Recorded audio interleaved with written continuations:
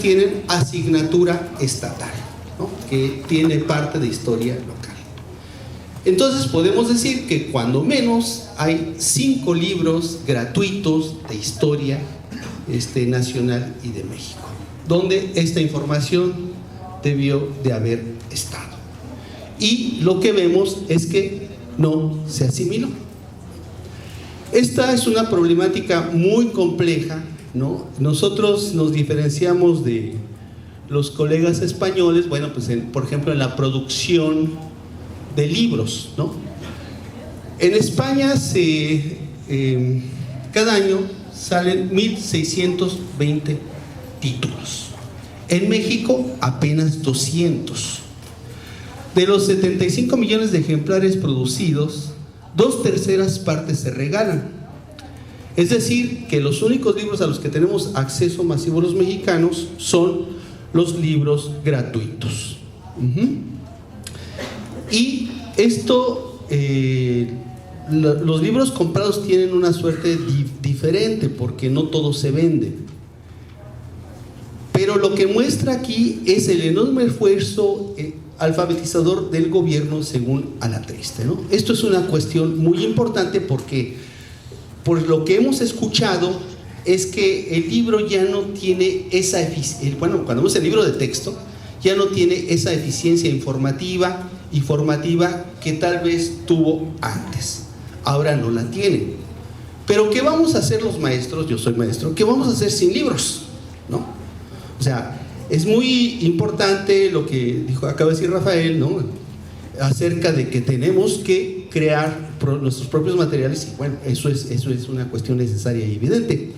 Sin embargo, en las condiciones en las que están algunos maestros, sobre todo ustedes sabrán los de secundaria, que tienen 4 grupos, arriba de 30 alumnos, etcétera, etcétera, y 150 sesiones, esto resulta verdaderamente imposible.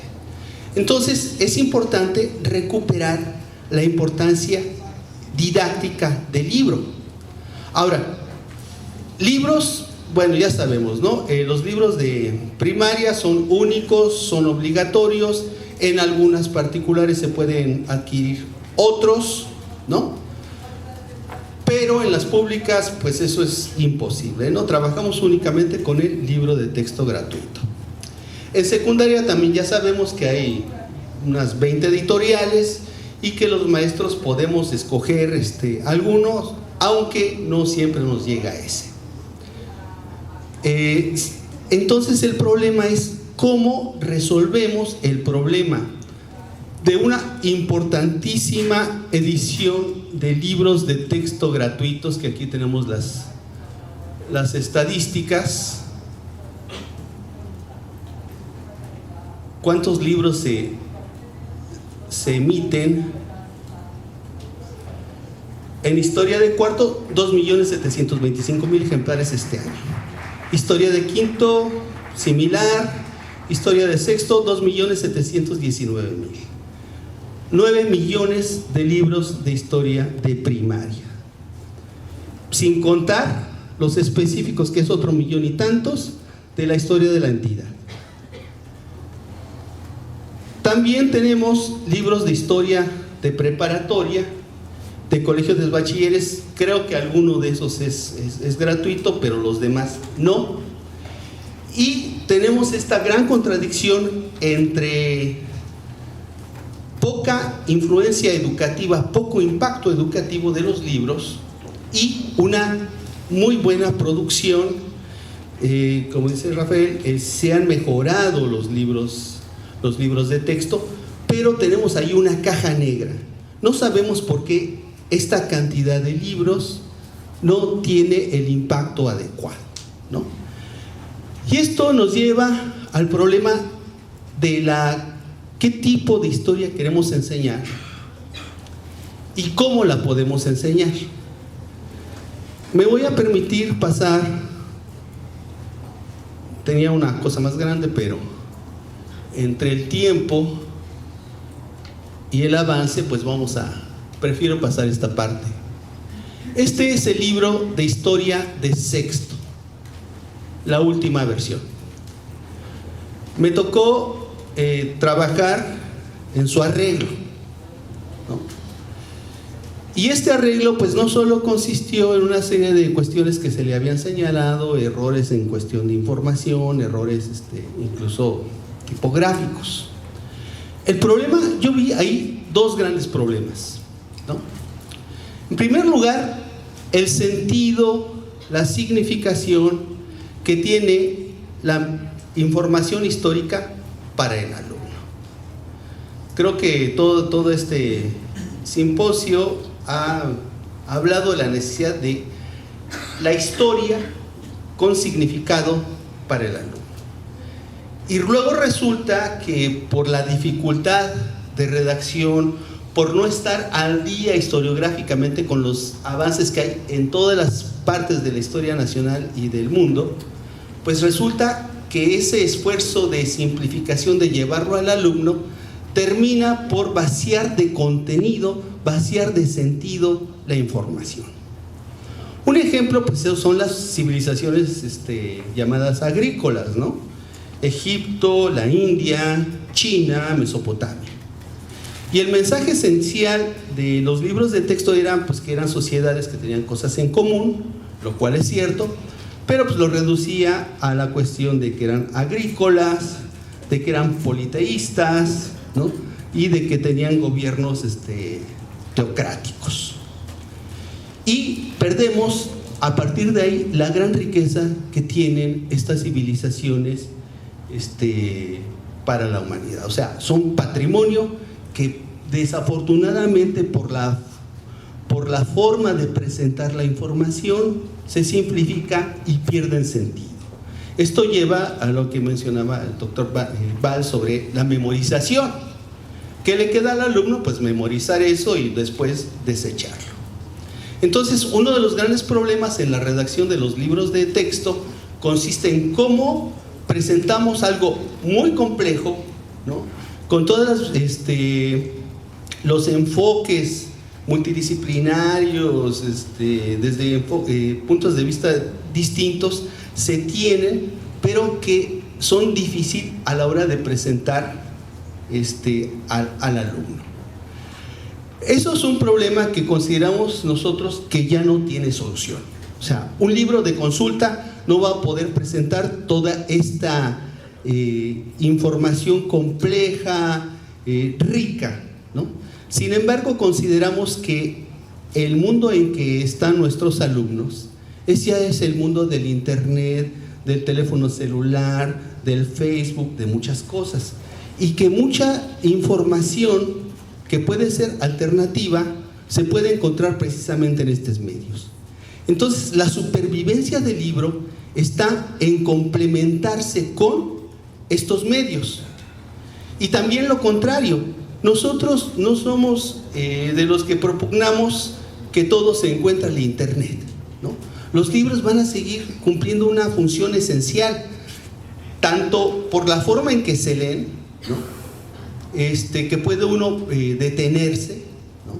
Que implica una lectura menos cansada, hasta cuestiones más profundas de la posibilidad de reflexión que se tiene con el libro y que no se tiene con las pantallas, con los videos.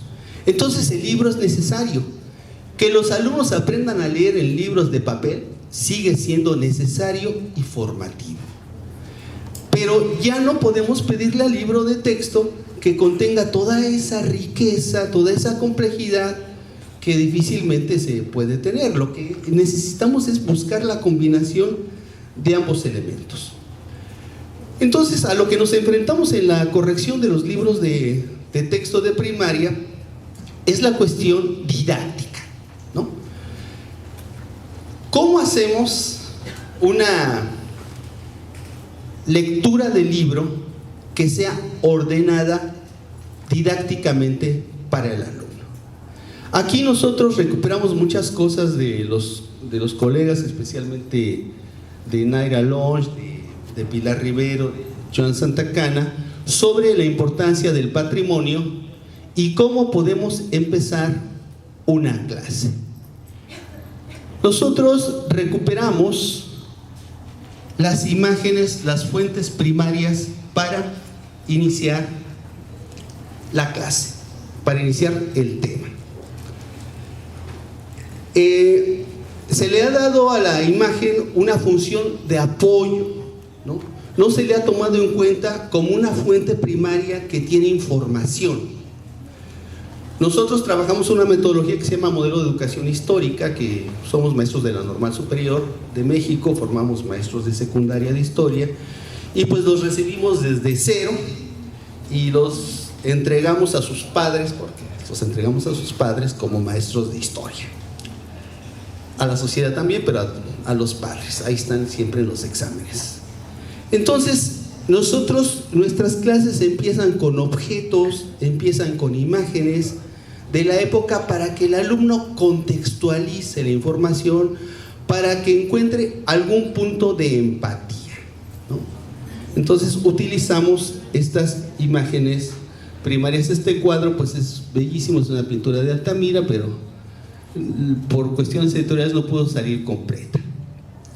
Después nos vamos a un aspecto muy importante que a lo mejor ha pasado, se ha sido pasado por alto por los profesores, ¿no?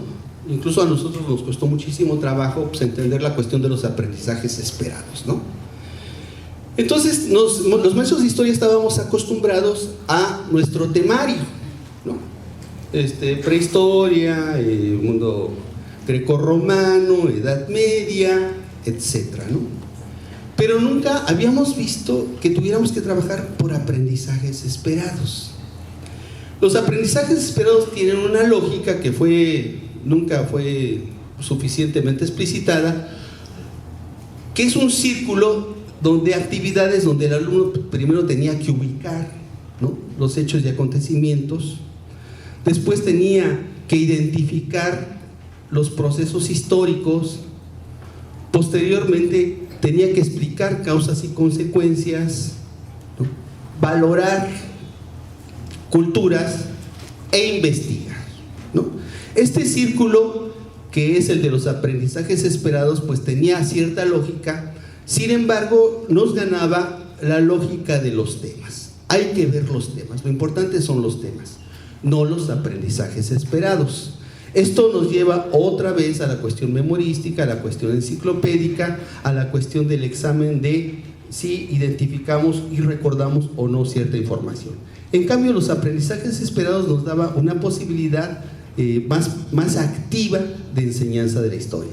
Esto lo tratamos de llevar al libro de texto. Entonces, nuestro postulado es que el mensaje de relevancia que debemos de tener sobre cualquier tema de historia, que ya lo mencionó hace rato el doctor Santa Cana, o sea, todo el patrimonio, toda la historia es un patrimonio, y ese patrimonio es universal. Y de alguna forma nos concierne, y de alguna forma podemos aprender de ello. Entonces, ese mensaje de relevancia se tiene que llevar a 3 lenguajes: al lenguaje pictórico de las imágenes, de los objetos, al imagen infográfico, que es de los esquemas, y al enfoque textual, que es el convencional de los libros. Sobre estos lenguajes, ¿no?, tenemos que crear andamios. ¿Qué quiere decir esto?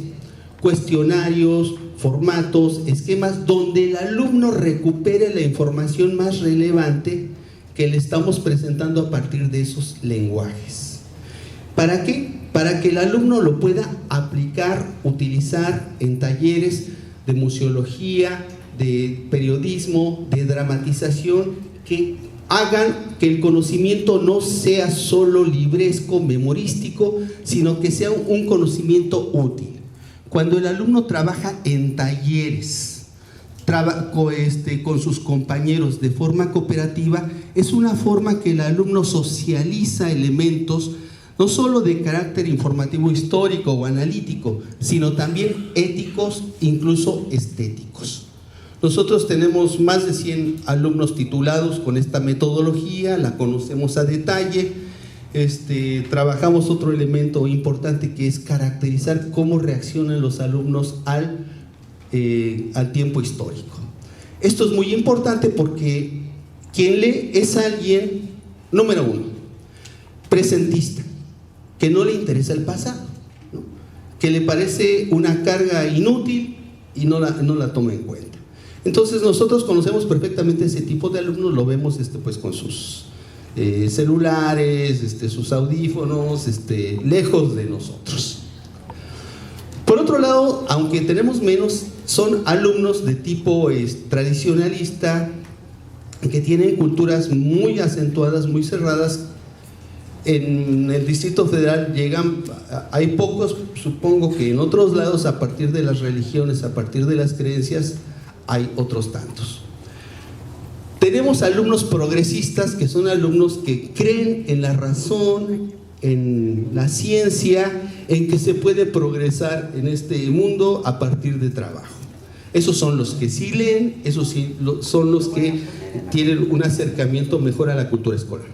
Y por último tenemos a los alumnos conservadores, que si les gritamos nos hacen caso, que si los presionamos nos hacen caso, que si los dejamos de presionar nos dejan de hacer caso y se van a hacerle caso a quien los presione. Entonces, estas características del tipo de alumno que nosotros utilizamos, tratamos de adecuar a las actividades que ponemos en este libro y que están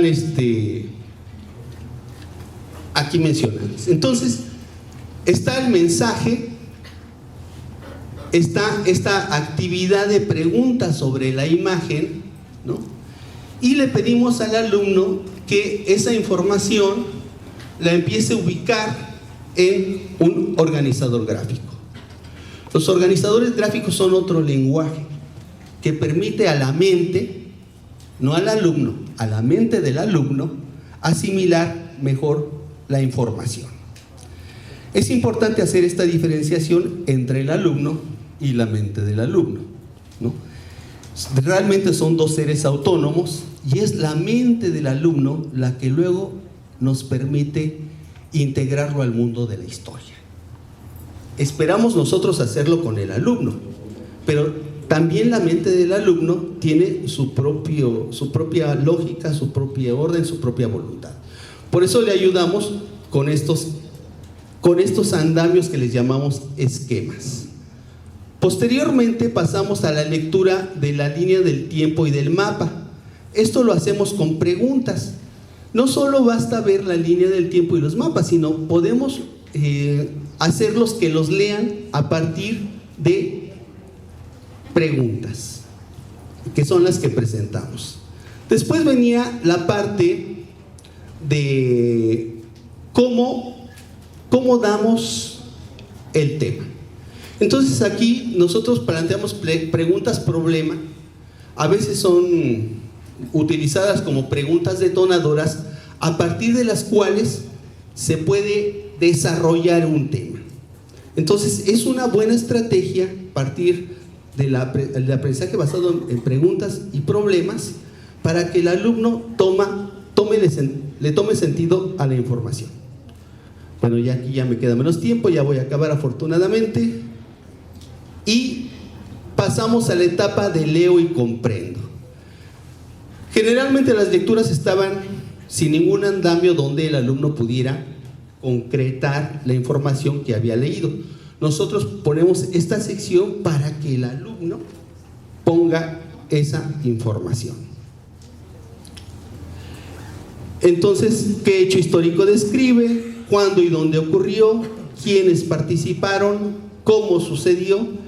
¿Y cuáles fueron sus causas y consecuencias? Son los que deberá de llenar cada vez que lea algún apartado. Tenemos otras actividades aquí en el libro de primaria, de sexto grado, y quiero cerrar simplemente con la parte del proyecto. En ese entonces estaban vigentes los proyectos de español, algunos de ciencias y de matemáticas. Entonces nosotros vinculamos la última parte de los temas, que son los temas para analizar y reflexionar, que son temas de investigación, con estos proyectos. Quiero concluir diciendo que la evolución de los libros de texto va hacia este tipo de libros de texto con secuencias didácticas que permitan a los profesores y a los alumnos una asimilación de los temas con más orden y organización. Y consideramos que a partir de esto va a ser posible que el alumno pues, tenga un conocimiento más activo, participativo, y tal vez algún día pueda saber de qué país nos independizamos. Les agradezco mucho su atención.